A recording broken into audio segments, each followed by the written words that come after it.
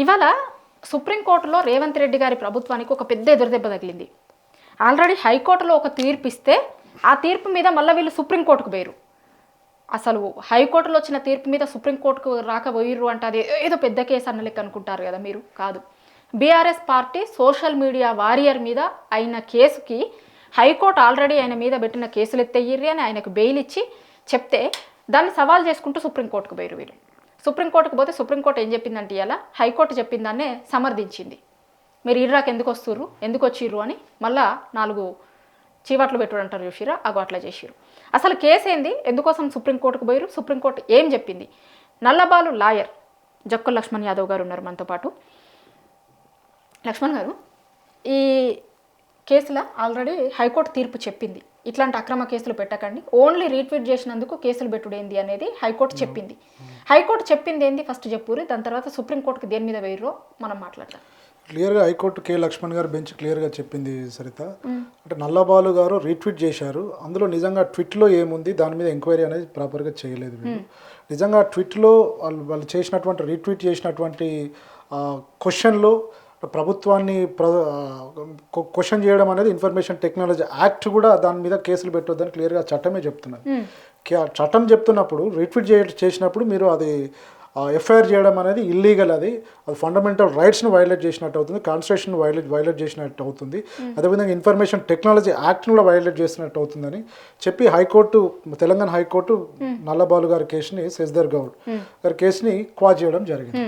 Quartz చేస్తూ అందులో కొన్ని జడ్జెస్కి, అంటే మేజిస్ట్రేట్ ఏదైతే కన్సెంట్ తెలంగాణలో ఉన్న అందరు మేజిస్ట్రేట్లకి కన్సెంట్ హోమ్ డిపార్ట్మెంట్ ఏదైతే డీజీపీ గారికి నోటీసులు కూడా ఇవ్వడం జరిగింది. అందులో అంటే ఇది ఒక సైటేషన్ లాంటిది ఇస్తూ ఇలాంటి కేసులు ఏవైతే ఉన్నాయో, ఇలాంటి రిట్వీట్ చేసిన నల్లబాలు లాంటి కేసులు భవిష్యత్తులో ఏవి వచ్చినా మీరు ఏ కేసులు పెట్టొద్దు, నిజంగా ఇలాంటి కేసులలో రిమాండ్ చేయొద్దు, అంటే మెజిస్ట్రేట్లకు కూడా డైరెక్షన్ ఇవ్వడం జరిగింది, డీజీపీ కూడా డైరెక్షన్ ఇవ్వడం జరిగింది. అంటే ప్రభుత్వాన్ని ప్రశ్నించడం అనేది ప్రాథమిక హక్కు, అది కాన్స్టిట్యూషన్ ఇచ్చిన హక్కు. అది అందులో ఏదన్నా ప్రభుత్వాన్ని ఇబ్బంది పరిచే వాక్యాలు ఉంటే మాత్రం మీరు ఏమైనా యాక్షన్ తీసుకోవచ్చు తప్ప ఇలాంటి నల్లబాలు చేసినటువంటి రీట్వీట్లు అనేటివి ఎఫ్ఐఆర్కి ఏదైతే దీని మీద లీగల్గా యాక్షన్ తీసుకోవద్దని చెప్పి, ఇలాంటి కేసుల మీద తీసుకోవద్దని చెప్పి హైకోర్టు క్వాజ్ చేయడం జరిగింది. క్వాజ్ చేసిన తర్వాత దాన్ని క్వాష్ని మళ్ళీ ఏదైతే క్వాజ్ చేసిన ఆర్డర్ బేస్ చేసుకొని ప్రభుత్వం అంటే హోమ్ డిపార్ట్మెంట్ సుప్రీంకోర్టులో అప్పీల్కి వెళ్ళడం జరిగింది. అంటే ఈ హైకోర్టులో ఇచ్చిన తీర్పుని ఛాలెంజ్ చేయడం జరిగింది. క్వాష్ అనేది తప్పు, ఇది తెలంగాణ హైకోర్టు జడ్జి ఇచ్చినటువంటి తీర్పు ఏదైతే ఉందో ఇది చట్ట విరుద్ధం, దీన్ని మీరు నిలుపుదల చేయండి అని చెప్పి దానిలో స్టే ఇవ్వమని చెప్పి సుప్రీంకోర్టుకి వెళ్ళడం జరిగింది. సుప్రీంకోర్టు కూడా హైకోర్టుదే ఫాలో అవ్వండి అని చెప్పినట్టుంది కదండి. సుప్రీంకోర్టు ఏం చెప్పి క్లియర్గా చెప్పింది. అంటే ఇక్కడ మా బీఆర్ఎస్ దాదాపు ఇదొక బీఆర్ఎస్ సోషల్ మీడియా కావచ్చు, తెలంగాణ వ్యాప్తంగా అంటే నిస్వార్థంగా ప్రభుత్వాన్ని ప్రశ్నించే వాళ్లకు నల్లబాలు కేసు అనేది ఒక భరోసాగా నిలుస్తుంది. సుప్రీంకోర్టే క్లియర్గా చెప్తున్నది, ప్రభుత్వాన్ని ప్రశ్నించడం ప్రాథమిక హక్కు, అలాంటి హక్కుకు భంగం కలిగించేలాగా కేసులు పెట్టడం అనేది ప్రభుత్వం చేయొద్దని చెప్పి జడ్జిలకు చెప్పడమే కాకుండా, డీజీపీకి చెప్పడమే కాకుండా ఈరోజు అది డిస్మిస్ చేయడం అనేది నిజంగా ఆ ప్రభుత్వాన్ని నిస్వార్థంగా ప్రశ్నించే వాళ్ళకి నల్లబాలు కేసు అనేది ఒక ధైర్యంగా నిలుస్తుందని మాకు లీగల్గా న్యాయ నిపుణులుగా మాకు కనబడుతుంది. ఇక్కడ